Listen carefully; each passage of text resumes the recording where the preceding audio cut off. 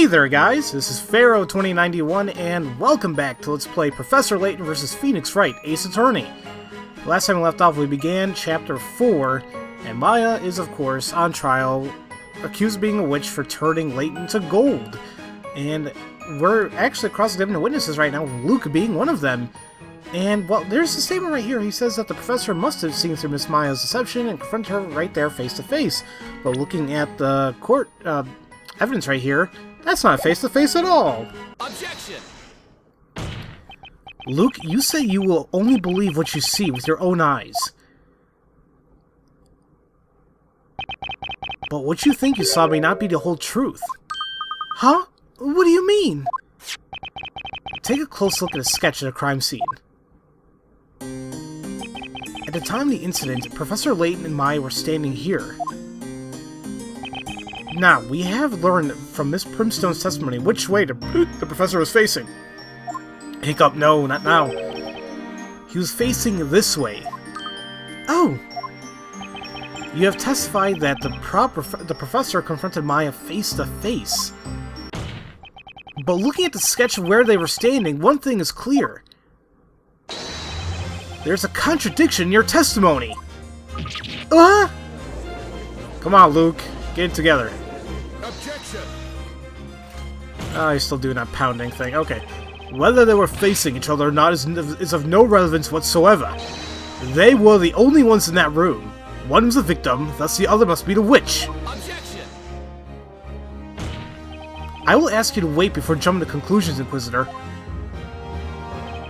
Think back to Miss Primstone's testimony. She told us that the professor was pointing a knife at someone. Huh. However, you can see in the sketch that he wasn't threatening Maya. So then, who was he pointing the knife at? Hold it! Luke, what is it? The professor would never point a knife at anyone. I was the one who opened the door to that room, so I was the first witness, and I saw no knife. Miss Primstone's testimony is not reliable. Oh, dear me. Will you look at this child, sputtering nonsense and talking badly of his elders? Inquisitor Barnum? Yes, my lord. It should pose no difficulty to verify whether or not the victim had a knife. After all, that sparkling golden body of his has been found at the scene of the crime, has it not? Indeed it has, my lord. Court attendants, you heard the judge. Bring the victim into the courtroom. Seems like they're gonna bring the golden statue. Professor! Oh man, this is gonna be... No, it's too shocking. Oh man. His... Oh, I can't. The whole thing about his arm, I mean, let's just say, like, he's not dead. And he's just in, like, a stasis or whatever. And, I mean, would he feel his arm being broken? I was like, oh, yeah, I don't know. Maybe I'm just being completely silly here, but that's all I'm thinking about. Look at that! Did he get damage in transit? Professor! Professor! Oh, man. He's gonna traumatize poor Luke. So this is the power of the gold transmutation spell. Most spectacular. It looks like work of the finest artisans. I assure you it is the work of no artisans, my lord. By the way, the missing arm has not yet been found. I can't believe this, Professor. I suppose we should add the victim to the evidence. The poor professor who, while searching for evidence, became evidence. Oh, Golden Layton, no. Right arm is missing, but it was right at the crime scene, wasn't it? That's weird. This is unfortunate. I thought the evidence would be as good as gold. But although it technically is, we are still no closer to discerning whether or not the victim was holding a knife. Hold it! Let me speak, please. Maya. The professor didn't have a knife, and also... there was another person in that room. The real witch was there too. Please believe me. Accused, do I really need to warn you again? Inside a cage, you are to behave like a bird that has forgotten its song. Speak again, and you shall be punished. Or are you in a particular hurry to taste the flames of justice, little bird? I'm gonna punch Barnum now. Objection! But it's true that someone else could have been at the crime scene. Look at the sketch. The victim was facing towards someone, and that person wasn't Maya. So, Blue Knight, your ignorance is no longer even a surprise. Huh? You do not know what transpired at the crime scene. You think this man was pointing at another person, you say? Let me tell you this. Nearly everyone in this court other than you knows what Sarhat was pointing at. What? Well, honorable witnesses, is that not so? I, a mere puncher-bog the First, love me some gossip and stories of the occult. Elusive like a mist, a magical beast, his chilling breath brings about death. Oh, dearie, dearie me, you could use some education, Blue Knight. I can offer you private tuition. What? That's not spelled tuition, but it will not come cheap. Yeah, it is tuition, okay. If the professor wasn't confronting Maya... Witnesses, you will now testify. Tell us all about this other presence at the crime scene. Okay. Alright, he is either drunk or dying because of whatever he's been drinking. A shadow at the crime scene. We all know what happened to that alchemist, so this case is no mystery.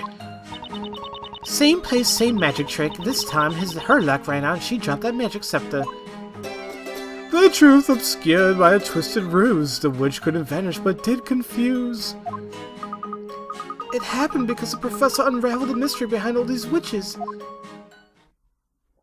The same magic trick was used. They were referring to an incident about 3 months ago. Much like this incident, a man lost his life to witchcraft in that very room. It was the master of that residence, Sir Newton Belduke, the alchemist. He suffered death by strangulation. Finger marks were left on his neck. He had locked himself in his study, and the key was still in his pocket. In other words, no one could have entered that room. The perpetrator disappeared from a locked room, just like in this case. A large amount of powdered medicine was spilled all over the floor.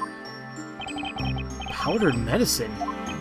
Sir Belduke was an alchemist. He possessed various medicinal concoctions. Due to the presence of that powder, had anyone entered that room, clear footprints would have remained. Yet there were none. Well, that's the kind of mystery that the professor would have led to solve.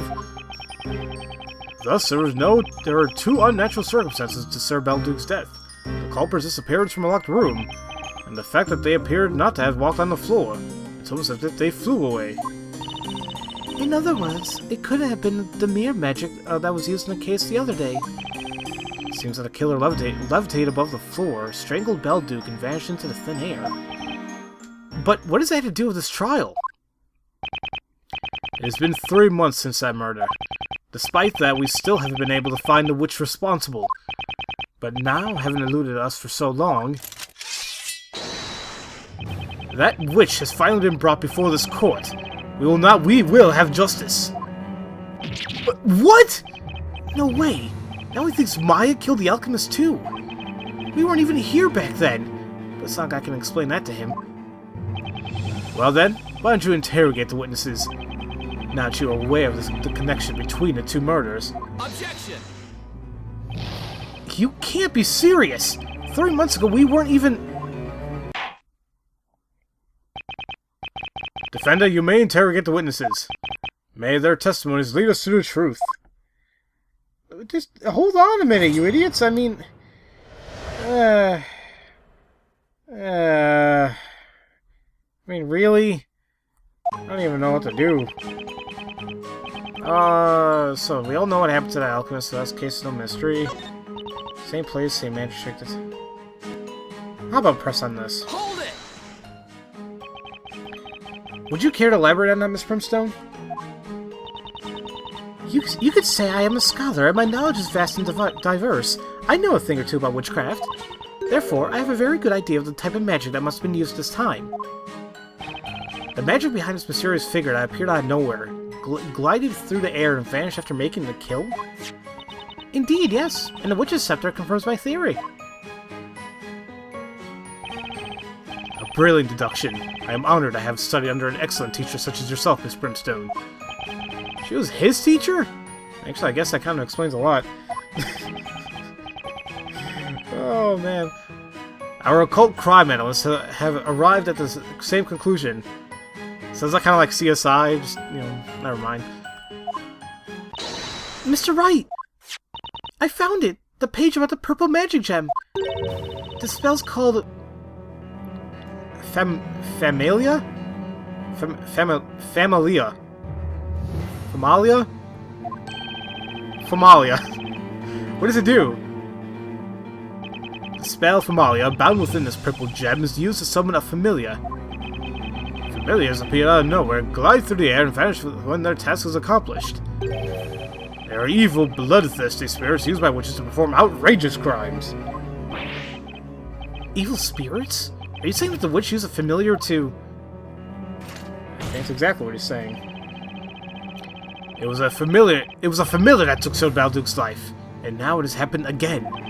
Sir Silkhat was probably trying to ward off the evil spirit with his knife. What good is a knife against an occult creature? It completed a task given to it by the witch and promptly vanished, thus bringing us to the conclusion that Sir Balduke and Sir Silkhat were both killed by the same witch! What?! That can't be right. What an unexpected turn of events! The two incidents have both shown to be connected. Due to the same witch's scepter having been used in both cases.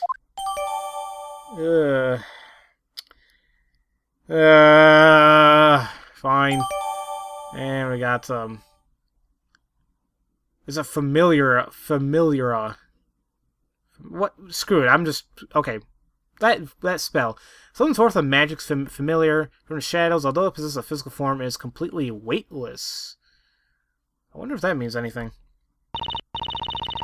Oh, this is terrible. Now I is accused of 2 murders. Ugh. Oh, dear me. I was right as always. This gruesome murder will be in the next exam. Make sure to take notes. Now, I shall divulge what really happened. We're all ears, Miss Primstone. What really happened? That hat maker was pointing the knife at the witch's familiar. Now, how do you know that? Hold it! Did you actually see the familiar? Oh, dear me. No, I did not. When that boy opened the door... Come on. The familiar just disappeared. Had a boy opened the door sooner, no doubt we've all seen it. If he were my student, I would have made sure to teach him not to dilly-dally. Oh, someone made a noise. It was Luke. Hang on!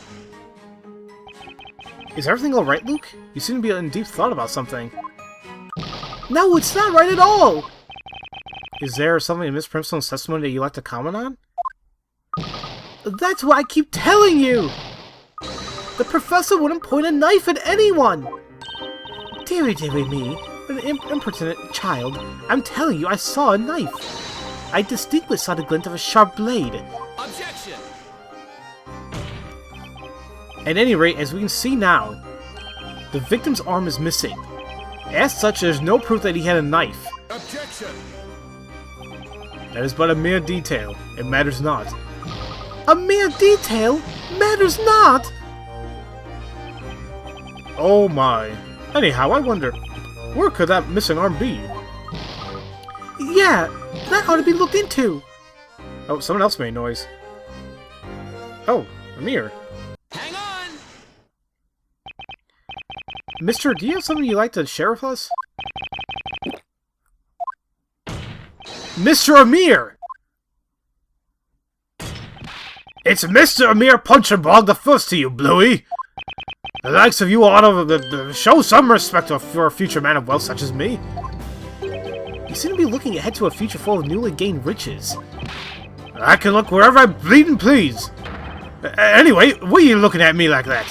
I don't know about that golden block Wright's arm. You sold it, didn't you? Oh my god, I think he did. Excuse me, Mr. Wright? What is it, Miss Bella? I may be wrong, but there's something about that man. Wouldn't you say he looks suspicious? Very. It's not just you. Everything about him is so shady makes me want to double-check my pockets. Mr. Amir, stop pretending you don't know anything about the victim's missing arm. Pretending? I told you I know nothing. Nada. Zero. Nil. I ain't seen it. Or heard about it. Or put it in me pocket. Put it in your pocket? It wasn't me, honest. Seriously, I've got nothing to do with it. Objection! Who did that? Mia! You lying, cheating, good for nothing! You tried to deceive me!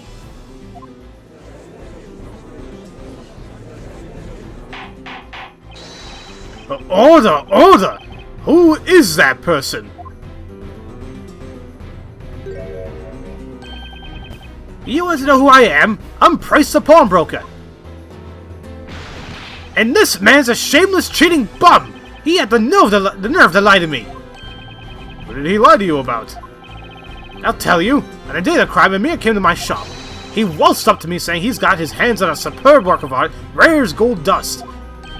I think I know where this is going. That work of art. Could it be...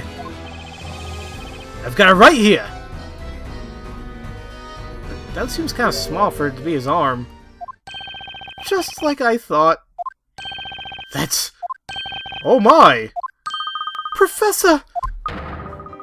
It's the professor's arm! I mean... Okay. It's pure gold, exquisitely crafted. It was entitled Towards Tomorrow, or something like that. I'd never seen a piece of gold so fine before. And yet, so suspecting nothing, I paid that rascal a rather handsome sum. Who would have thought? And what am I hearing now? That it was a human arm, no less! You, sir, are a monster! You're as bad as a witch's familiar yourself! I didn't know it was his arm, I swear! When I saw it, I was already like that! What do you mean? I was last to see it, and it caught me eye right away. Golden arm pointing up at the ceiling with such optimism and authority. I thought, it looks like it's showing me the way to a better, brighter, richer tomorrow. To me, it was a work of art, a precious one at that. And then it found its way into your pocket and you pawned it. You mounted it on a crude stand, gave it to a tawdry tile, and passed it off to some kind of a sculpture. Don't try and look away from the truth now. Darn it! I can look wherever I darn please! I'll look away from the facts and forward to the future. Always look on the bright side. That's Amir Punchabog's motto. You, sir, are an idiot.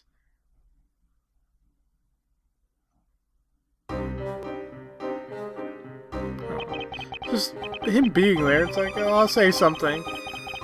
And I guess I fixed his arm, okay. Where are we now? Ah, yes, the victim's arm has been successfully reattached by one of our masterful craftsmen. Knights of the court, you may resume the Inquisition. At least one thing's clear now.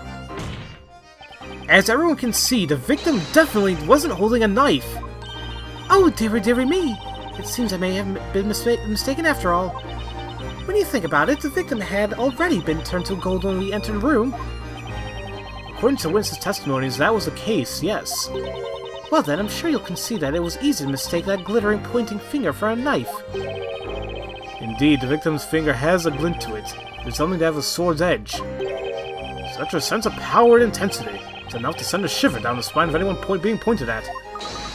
No puzzle's a match for the power of the professor's pointing finger. I guess no one remembers I'm known for pointing like that too. In fact, I started it. I think your pointing finger makes quite an impression too, Mr. Wright. She just saw it taking pity on me. Is that all you had to say, Sir Blue Knight? Huh? As I said before, whether the victim had a knife or not is completely irrelevant.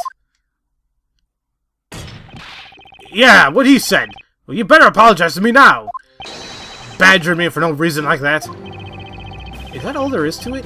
Or could that arm hold some other clues? We've come this far. Maybe there's something else we could ask about. She's right. I need to ask some more questions. Well then, Mr. Amir, perhaps you can tell me one more thing about that arm. See, when did you find it? How much did you pawn it for? Or where was it lying? I don't think how much you pawned it for means anything. And when, I mean, he said he was last on the scene, so I guess it'll be where was it lying exactly? You found the arm on the floor, pointing upwards, you said? Yeah, I did. Finders keepers, I say. It was pointing straight up at the ceiling. The arm somehow happened to fall down in such a way that it landed upright. What are the odds of that? Actually, that reminds me of a puzzle. Now, if you can just show us on this floor plan here. I'd like to know the exact spot where you found the victim's arm. Sure, I remember that well. It was, right here. Yes. That's where you would expect it to have fallen. Now, if that's where it was, something's definitely not right. If you keep looking at that sketch so intensely, you shall burn a hole in it. Or perhaps you're going to claim there's a contradiction there somewhere. This arm is the final clue left by the professor. Even after turning to gold, he was pointing out something important. Namely, the key to solving this case. Well, Defender, do you see any problems in the locations as marked on the sketch? Well, considering they're giving us this thing to say yes or no, and that Phoenix is kind of adamant about it, yeah, I think there is a problem. Of course there's a problem! Psst. And where would that be, precisely? Well, the professor's arm has armed me with some vital evidence. Its location leads to a huge contradiction.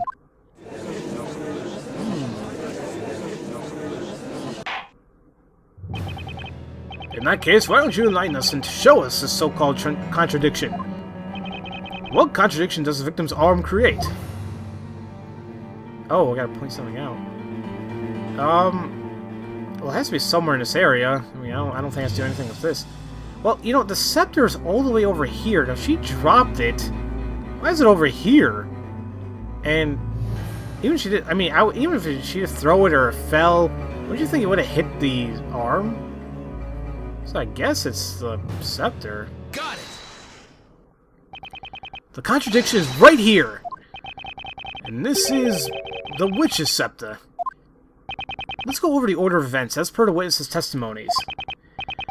First, the witch cast a spell on the professor, turning him to gold. When all of you rushed to the crime scene, that golden statue fell down, making a loud noise. Next, the witch dropped the scepter. Where are you getting at, Sir Blue Knight? All witnesses agree with this order of events. Well, that's right. They all agree that's how it happened. But then there's the arm. Well, what about it? Spit it out. Let's assume that Maya was the witch. Now, look at this sketch again. The witch dropped the scepter after having turned the professor into gold. The scepter tumbled along the floor. See? And was found here, as asserted by the prosecution. Ugh. However, that would be impossible. There's no way it could have been there. Oh, I see it now. It was... I'm glad you seem to have noticed. The victim's arm was on the floor right here, standing on its end. Therefore, the scepter couldn't possibly have fallen that way. Ergo, it couldn't have been the defendant who dropped the scepter. In other words, Maya is not a witch! Ugh! Yes, take that! Order! Order! Order! How can this be? The Inquisition's reasoning has been proven invalid through just one single piece of unusual evidence. Call it Layton's magical touch. The professor sacrificed his arm to leave us just the evidence needed to turn this thing around. That was amazing, Mr. Wright. Professor. Objection! An admirable deduction, Sir Blue Knight. That I cannot deny. Even if we were to assume your reasoning is correct and that girl is in the cage is not a witch. Even if. In the many trials I have attended, I have become well versed in certain aspects of magic. I am all too aware of its potential to confuse people, befuddle their minds, and make their memories hazy. No one, dang, my phone's going crazy. No one can resist such a maddening influence. What are you saying, Inquisitor? The scepter could not have tumbled across the floor if the arm were in its way. However, can we be sure that is where the arm was? Are all the witnesses able to confirm its location at the time? Objection! We've heard it there had to be several times now. They agree that the scepter fell after the victim fell over. I mean, yeah. Objection! I thought it was very all stupid. And yet, no one can actually saw the scepter being dropped. Witnesses, think it back to that incident once more. Did the golden statue fall over first, or did that staff fall before it? Think carefully about what you have seen and heard. Everything hinges on your testimonies. May your words guide us to the truth and decide the fate of this caged witch. I